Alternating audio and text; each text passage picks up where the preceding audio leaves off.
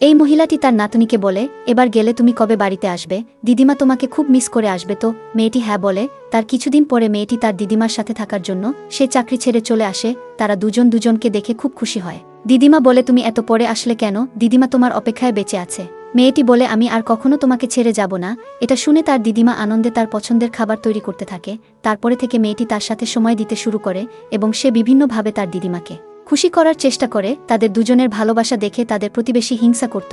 একদিন খাবার খেতে মেয়েটি তার হাতের রান্নার খুব প্রশংসা করলে তার দিদিমা বলে, আমি রোজ তোমার জন্য এই খাবার তৈরি করব। মেয়েটি খুশি হয়ে তার দিদিমাকে একটি সোনার চুড়ি গিফট করে। সেই সাথে তার জীবনের সমস্ত সঞ্চয় তাকে দিয়ে বলে, আজ থেকে এটার দায়িত্ব তোমার। তার দিদিমা বলে, আমি এসব নিয়ে কি করব? আমি শুধু তোমার সাথে থাকতে চাই। সত্য বলতে মেয়েটির এসব কল্পনা ছিল। সে তার দিদিমাকে এইভাবে খুশি করতে চেয়েছিল।